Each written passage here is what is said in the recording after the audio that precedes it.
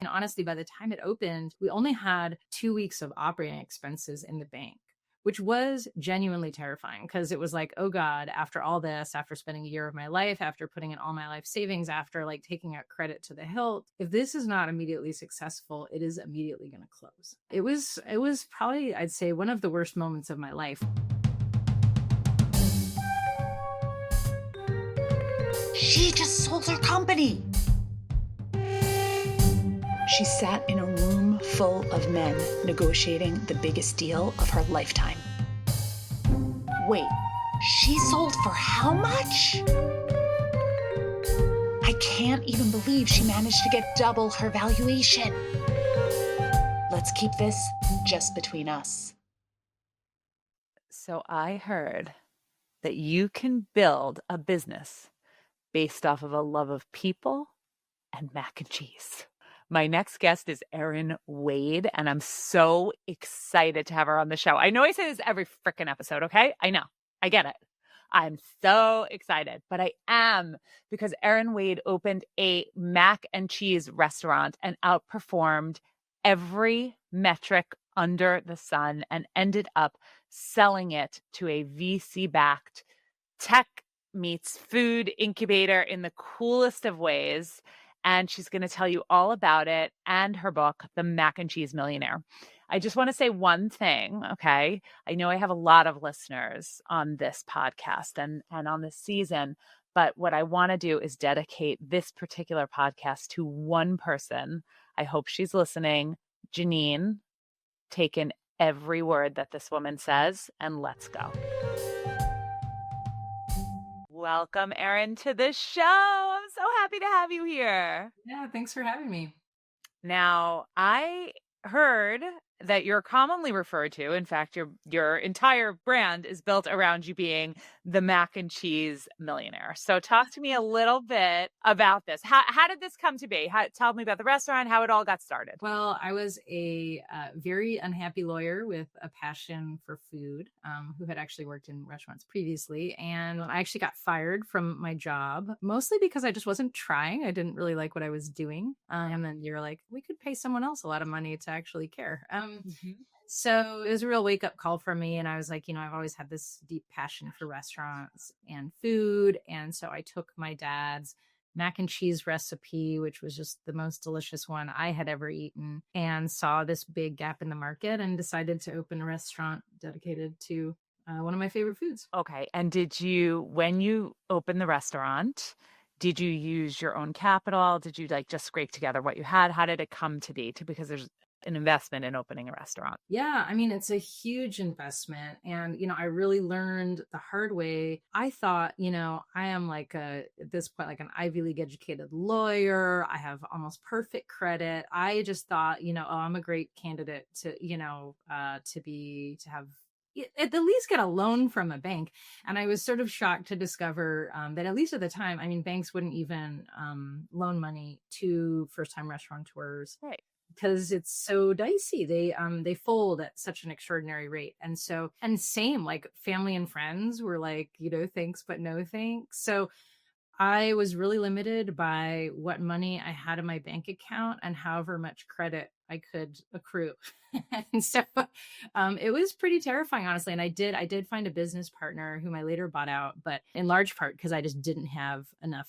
I could not pay for it myself. I did not have enough money or enough access to money to be able to do it. Okay, so you took on a partner. Later, you bought them out. But let's say I'm still in the beginning. You take on the partner. You scrape together whatever you've got. You've opened it. Now, I'm sure going into this, especially given your education, your background in law, all of it, you must know the failure rate of restaurants at this point. Are you like delusional and obsessed with like the belief in the business, or are you like terrified all of these things fail? Is it a mix of both? Like, where's your head at while you're doing this? Yeah, I mean, I'll say it felt like being sort of on a roller coaster where the pressure just kept amping up, because when I set out, I was like, oh, I'll use a third of my savings to do this. And the sort of deeper I kept getting into the project, the more I recognized, oh, this is going to take every penny I've got and get access to. Yeah.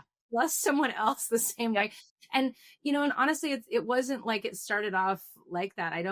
I don't know that I have the risk tolerance to have just set out where that was true right off the bat. But, the deeper I got into planning it and looking into the real estate and getting excited about it, I think the more I just realized, oh, shoot, this is just going to keep costing more and more and more. So, I mean, honestly, by the time it opened, we only had 2 weeks of operating expenses in the bank, which was genuinely terrifying because it was like, oh God, after all this, after spending a year of my life, after putting in all my life savings, after like taking out credit to the hilt, if this is not immediately successful, it is immediately going to close, And so, yeah, it was probably, I'd say, one of the worst moments of my life was the anxiety that I felt in anticipation of that opening. And I mean, even at our opening party, I felt bad in the Bay Area, and I had a bunch of friends come up from LA where I grew up. So it's like hundreds of miles. They're paying for a hotel.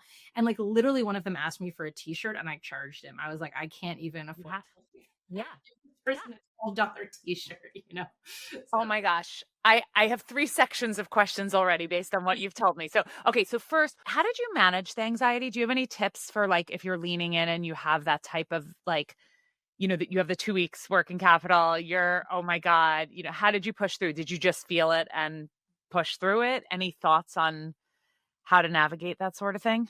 Yeah, I mean, I guess the only thing I can say is people hear that story and assume like, oh my God, you're just such a risk taker. And I think that's not the truth. Like all of these things were a set of circumstances that allowed me to keep ratcheting up my risk tolerance. Yep.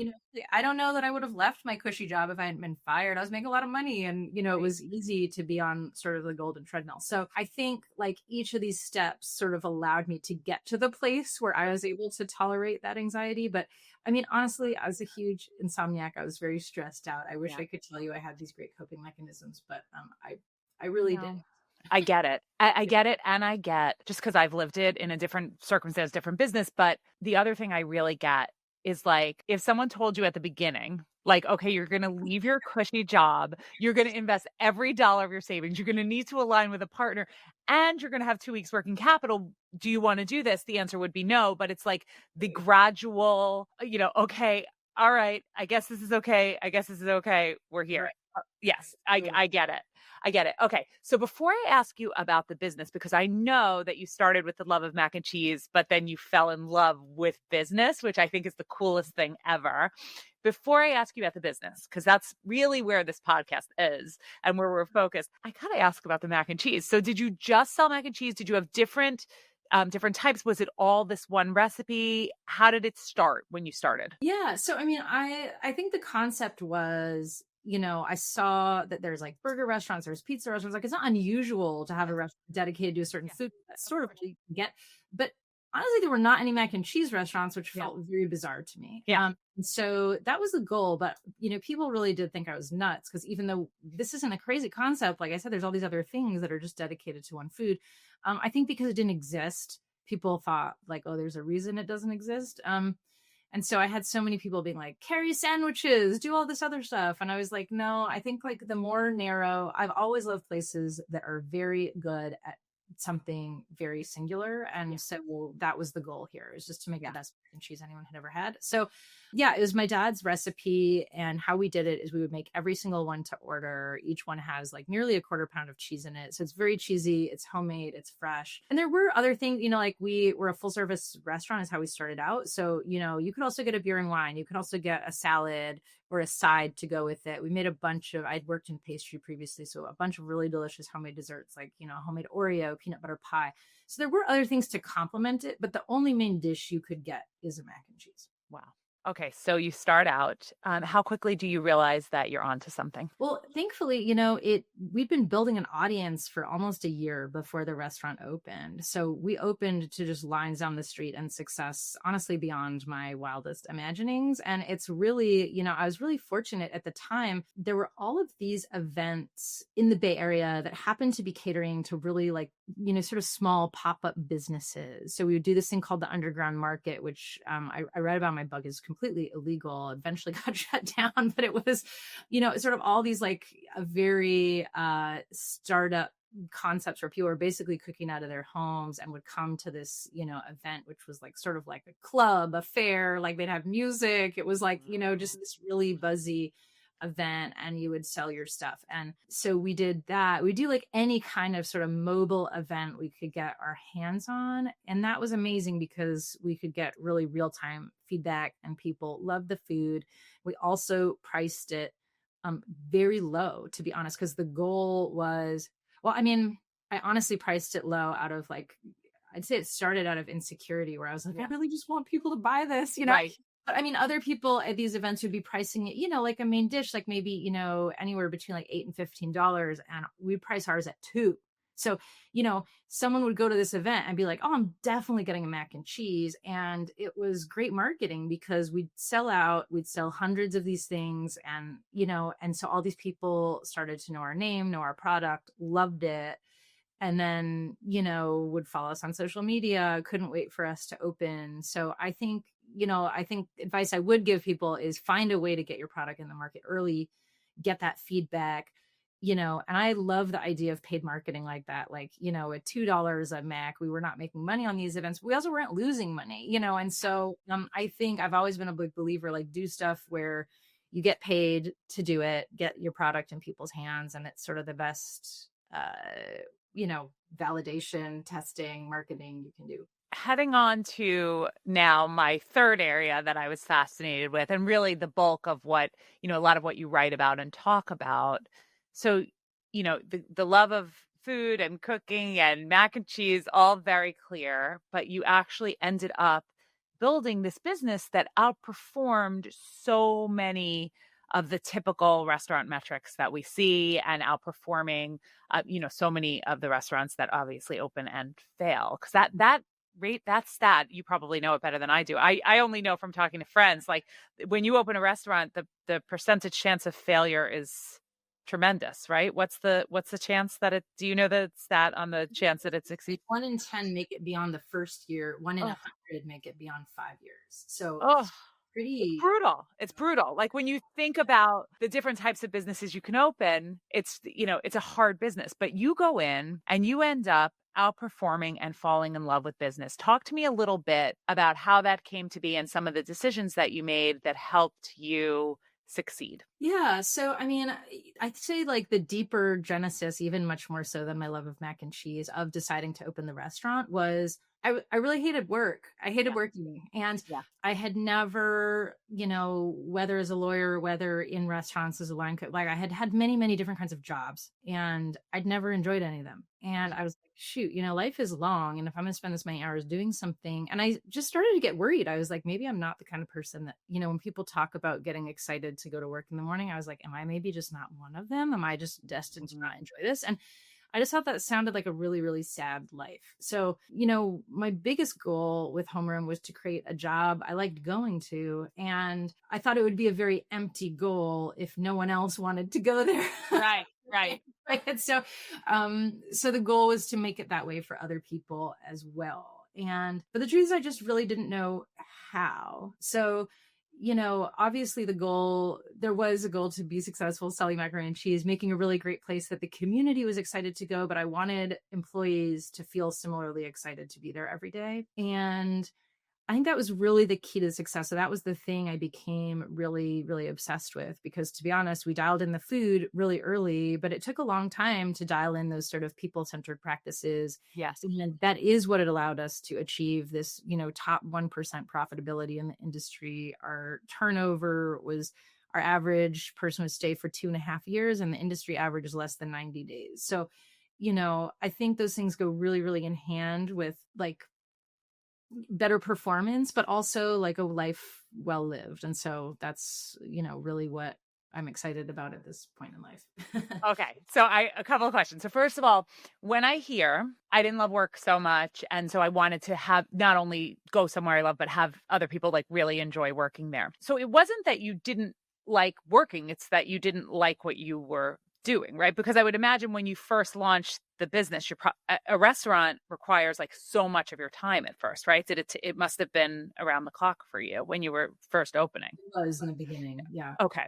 Okay. So in the beginning, it's around the clock. So the turnover is low. What practices did you put in place to really make it people centric? And what might you recommend to folks who are looking to do the same? Yeah. So, I mean, I will say it was truly like a decade long odyssey to figure this stuff out. It's what I, wrote my most recent book, Mac and Cheese Millionaire, all about, is sort of like, okay, what were these things and how did I learn them? And what were the mistakes made along the way to try to prevent other people from making those mistakes and give them these lessons. But, I'd say that a lot of it comes down to, like communication, collaboration, and this concept of collective success. So, I mean, those sound like buzzwords, but I can give you like very specific examples. That's great. Things that I, learned were helpful.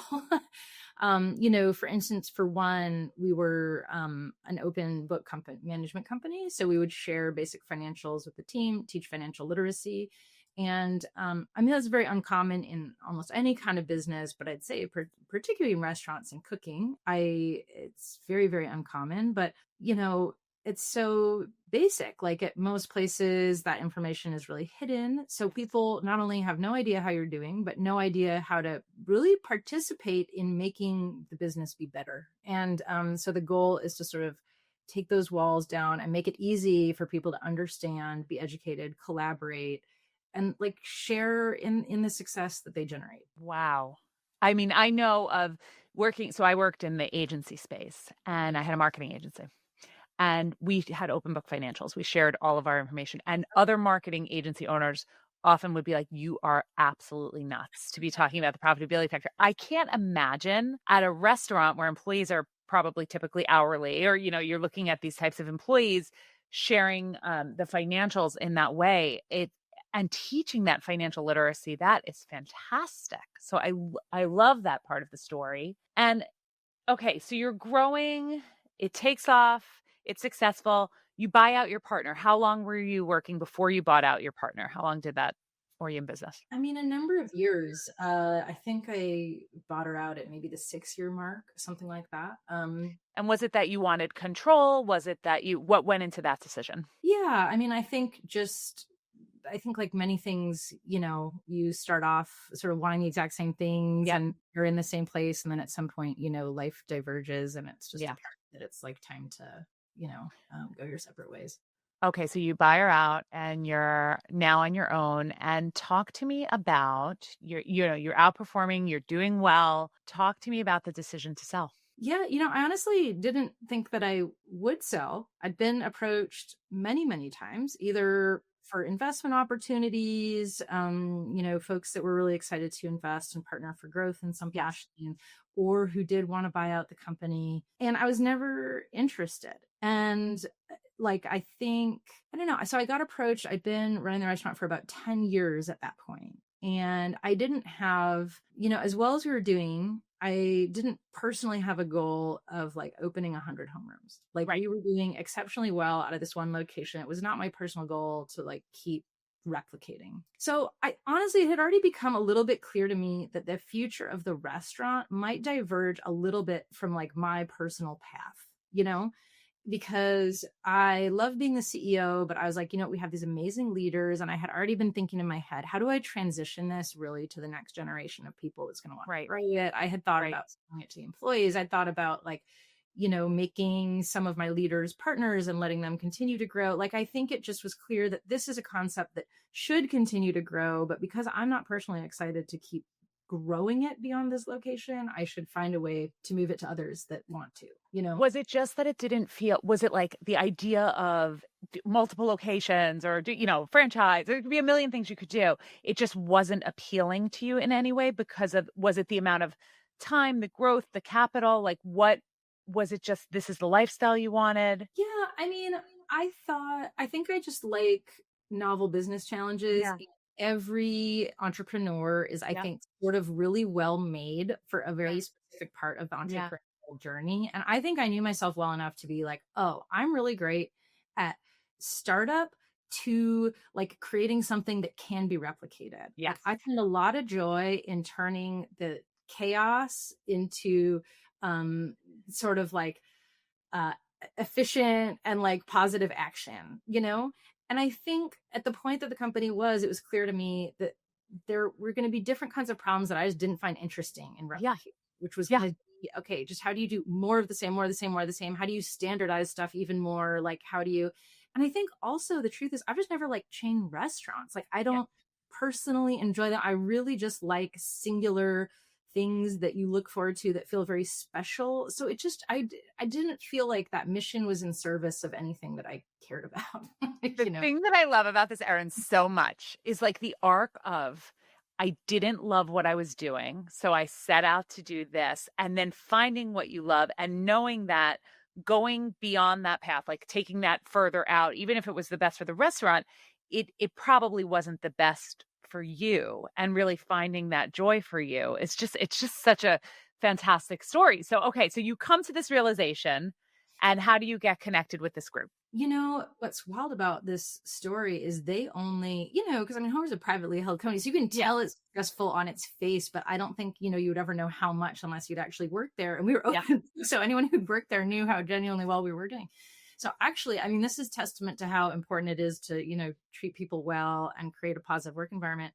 I had a director of operations who was honestly just not a great culture fit for the company, but had done a really, I think, good job of exiting him from the organization. Yeah. And he went on to work at this other company, and you know, with their CEO was like, "You have no idea how well this other place is doing. Like, it's off the charts." And once like the CEO of that company heard about this performance was like, dear God, that's insane. Like and they're in a sort of a similar sort of complementary field. Like they really focused on things like, you know, grilled cheese, burgers, stuff like that. And so I think he just saw there could be a lot of synergy here, and approached me with yeah. Okay, so they were VC backed, right? Were they had funds that were backed? Correct. Yeah, actually, it's sort of like a funny, I mean, their story is really interesting. You can sort of read all about it on the internet, but it was a concept that actually had started really, really at the heart of tech in Silicon Valley. And then that wasn't super effective. And then they moved more towards like a food first, concept, and brought in a different CEO. But yeah, so it had an unusual makeup. Like, you know, it's not often that you have a bunch of folks that are really heavily invested in the tech space that are also invested in the food space. It's pretty unusual. Okay, so it was an interesting company. This tech meets food. It was somebody who was at your company, already knew how well the restaurant was doing and what the metrics were that so far outperformed what the typical performance of a restaurant was. And so did you have doubts? How did you navigate the valuation? You're heading into a whole new world here. You enter conversations. How did that go? Yeah, I mean, so it was, I will say the thing that I think a bunch of different also external factors came together to be like, oh, this is an interesting moment. Because like I said, for one, I had already been contemplating like, what is the future of this organization? Should I be continuing to be the CEO? But, secondly, is there was just like personal things that were going on. I think people don't always talk about, but, like I was getting a divorce, and, in California, that means that even though my ex had nothing to do with the company, they owned half of it. And I was like, all of a sudden going to have to find a way to like, you know, pull off paying a gigantic sum of money to someone else, and keep growing it. And I was like, gosh, this, like, it felt like the stakes of continuing to do it myself were sort of making less and less sense. If that, Yes. where I was like, oh, okay, so I'm going to pay a ton of money to someone else to keep running this thing that actually I don't think I want to keep running. So I feel sort of grateful, I think, for the opportunity to be like, oh, okay, this is a good moment in time to ask myself, like, is this a time to maybe exit? But I felt honestly really mixed about it because, this company was my baby, and I knew its success was predicated on being run very differently. And honestly, I had very low confidence that anyone else was going to choose to run it the way that I had. And so I think it felt like this sort of heartbreaking decision because on one hand, it's really nice to be offered a lot of money to, in my case, get a fresh start in many regards, right? In my personal life, in my business life. It's also really hard because, I've dedicated more than a decade of my life it really feels like a member of my family at this point that's then going to go be raised by someone else. Oh, for sure. For sure. I mean, I think so many people and so many women in particular experience this as that shift is like, it's like losing a part of you.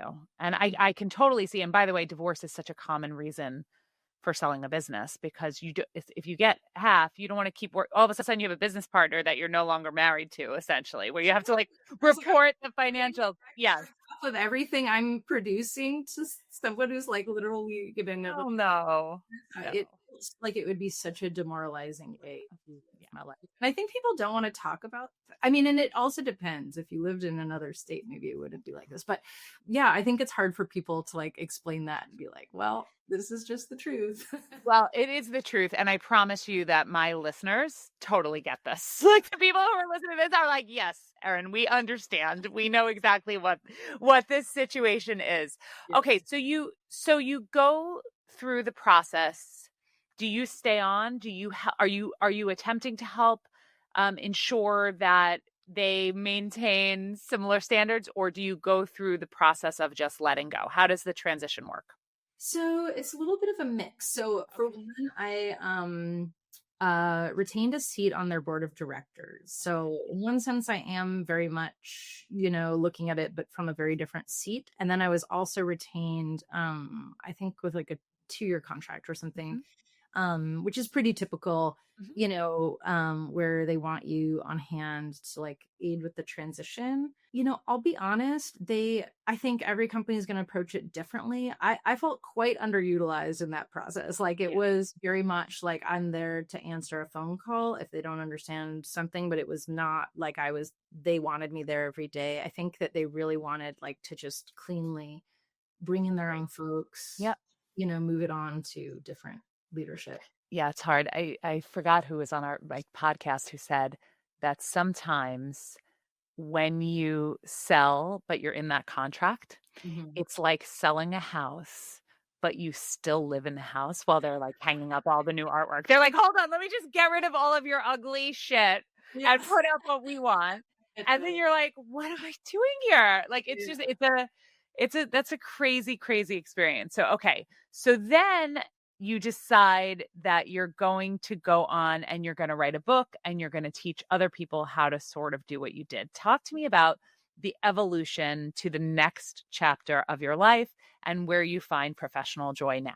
Yeah, that's such a great question. So I think I had always known that I wanted to write a book about our business practices. I knew they were exceptional. I would talk about them at conferences. Like I knew that a lot of these ideas were very usable in many kinds of business because food is so low margin, so challenging that if they work in food, they will for sure work in a place where you have like a more educated workforce or, more capital or higher profitability, right? Like it just, I think that's the beauty of coming from such a tough space. But so I'd known I wanted to write it.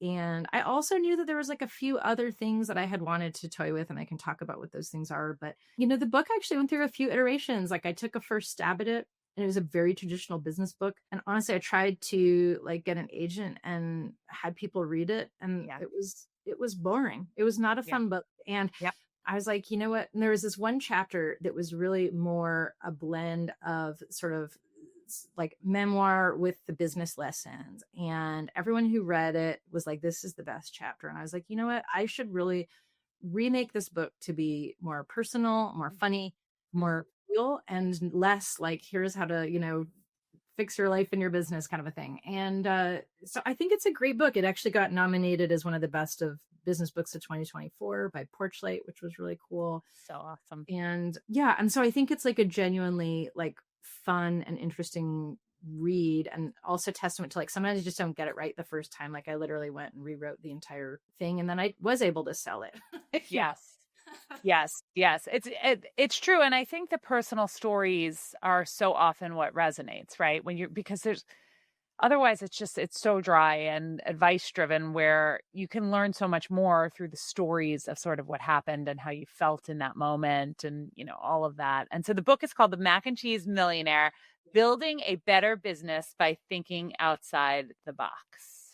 We're Yes. really excited. I hope all of our listeners order it, honestly, because it's what you did was fantastic. I don't often get to talk to a lot of restaurant owners who did what you did, and live to tell the tale. And so it's wild. It's really a wild story. And this is a question I had for you.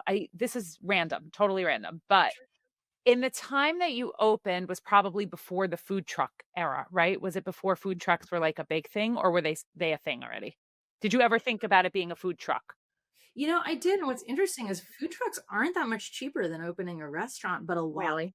of ongoing work. And so I did look into it, but I was shocked. Like, I mean, we built a very, very lean restaurant. Like, I mean, good luck to anyone opening as cheaply as I did. But a food truck would have cost honestly half as much, but been a fraction as useful. So, you know. It's so interesting because I immediately think, oh, maybe it would be less. Maybe that's like why people open them because they're less expensive. But it sounds like it actually is comparable. I mean, well, at the time, I mean, at this point, building a restaurant has become so exorbitantly expensive, like many things. I'm not sure that would continue to be true, but it's true. Mm. And so, what do you see as next for you? So, it's funny. I have sort of toyed with a few different things in the past couple years because my biggest goal is, as much as I wasn't excited to like scale homeroom into a billion restaurants, I think I do have a goal of expanding all of the business ideas in the book to be as big and influential as humanly possible. Mm. So I've sort of explored different, ways in which to do that. So one is obviously writing the book, and I do a lot of like speaking, or I'm on this podcast, or Yep. so I think spreading those ideas, but then, in tandem, like in, let's say 10 years, I don't want to be talking about the same ideas. Like I know that I need a sandbox to keep like experimenting and evolving so that, the ideas of the book aren't stale or static, that, I Yes. keep being at the cutting edge of like, what does it mean to create a great people-centric business? So, I've tried that from different seats. Like I sit on a bunch of corporate boards. I've invested in other people's stuff. I've consulted. And I think, where I've come to is I enjoy all those things, but I really do just love being like a CEO of a company and leading a group of people over time. I think that's really my joy. So, yeah, I have a feeling in the next, year or two after things with the book calm down, that's where I'll find myself. 100%. You're starting something people-centric and fabulous, and I will be rooting for you all the way. Erin, thank you so much for coming on the podcast today. I really, really appreciate you for sharing your wisdom, being so open, honest, and transparent, and just for connecting. Oh, thank you. Really appreciate being here.